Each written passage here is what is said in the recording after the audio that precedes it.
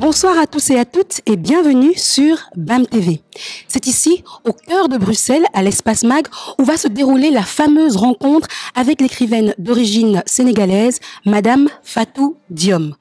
Vous savez, la migration aujourd'hui, c'est un phénomène international. Ce que nous voyons là entre l'Afrique et l'Europe, c'est exactement ce que nous voyons entre le Mexique et les États-Unis.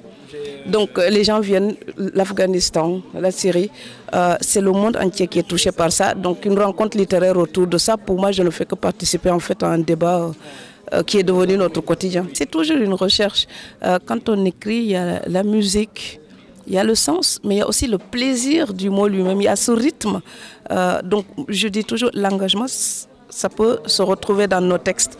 Mais l'engagement ne suffit pas pour faire des textes de qualité. Il faut aussi un travail sur l'esthétique, sur l'imaginaire. Donc je mélange mon Afrique et mon Europe sur la même page.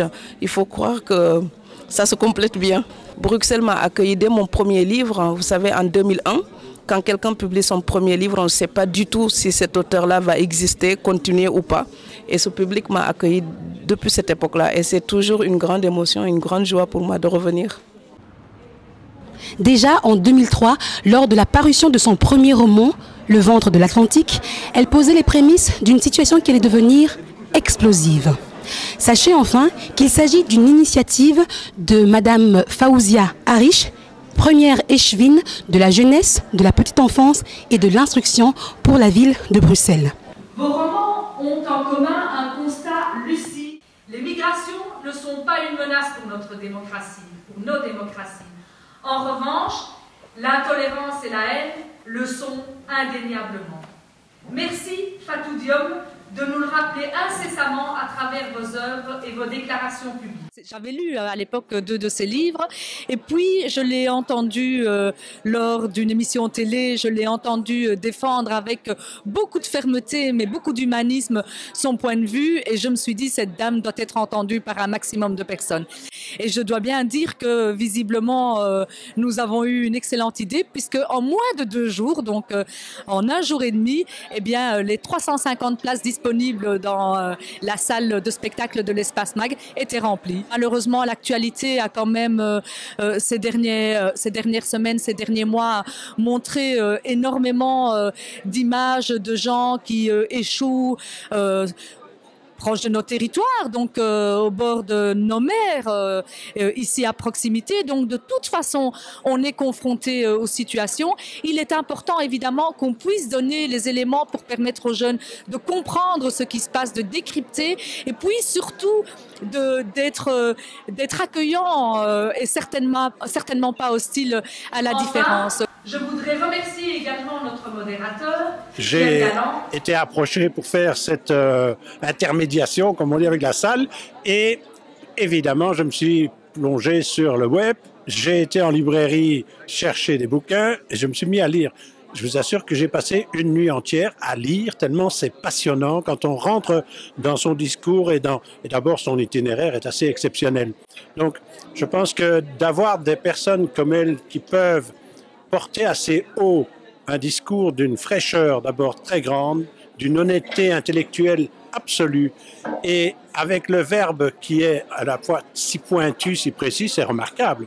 Et donc, il faut aujourd'hui appeler l'ensemble des Européens, tous ceux qui sont là. Et quand on dit l'ensemble des Européens, c'est bien au sens de Fatou, c'est-à-dire eux et nous, à nous relever la tête, à mener ce débat, à confronter nos populations qui peuvent être dans le désarroi à un moment donné parce qu'on les a manipulés, et de revenir sur un débat qui est qu'est-ce que c'est que le vivre ensemble aujourd'hui en Europe, dans une Europe qui a la capacité, qui a les moyens de résoudre, les conflits de sa périphérie, c'est elle qui les a engagés, il ne faut pas oublier. Toutes les guerres qui ont lieu depuis 1990, ce sont des guerres dans lesquelles les Européens se sont impliqués à travers l'OTAN.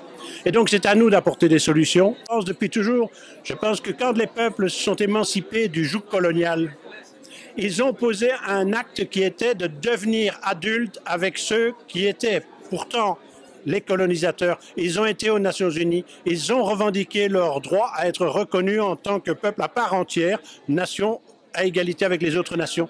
Et l'ONU a été capable de porter ce projet dans les années 60 parce que ceux qui portaient le projet avaient un message d'abord très clair, à partir du Sud, et que ceux qui le recevaient avaient vécu la Deuxième Guerre mondiale, avaient vécu le génocide contre les Juifs, avaient vécu une situation tellement grave de dérive de nos sociétés qu'ils ne pouvaient faire que d'accepter qu'on redistribue les cartes mondiales.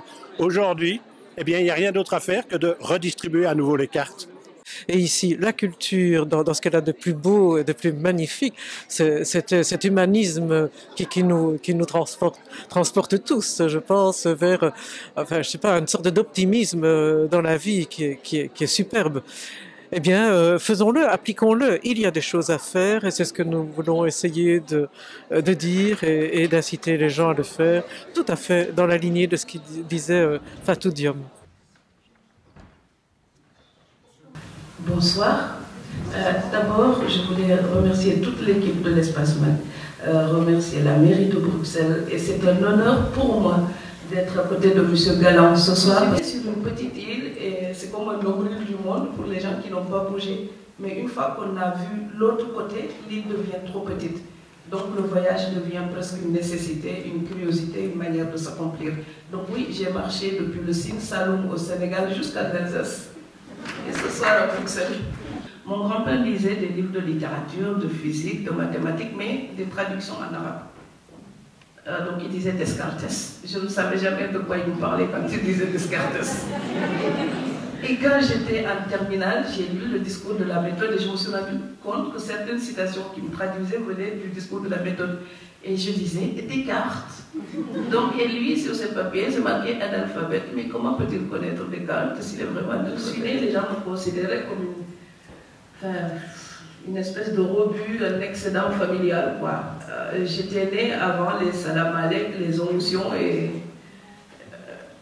toute la légalité, je ne dirais pas administrative, mais religieuse. Donc j'étais un peu insultée à tort et à travers, la fille illégitime. Donc d'abord pour moi c'est un non-sens. Ça m'a vraiment donné envie de regarder cette société et dire ben, je ne suis pas qui vous croyez, je ne veux pas rester, je ne vais pas manger dans la gamelle du chien, je refuse. Et je vais refuser toute ma vie. En fait, je n'ai qu'un seul sens dans ma vie, c'est refuser que les gens me traitent comme leur chien. Parce qu'aucun être humain n'a accepté ce regard inique des gens. Et les sociétés sont parfois injustes. Voilà.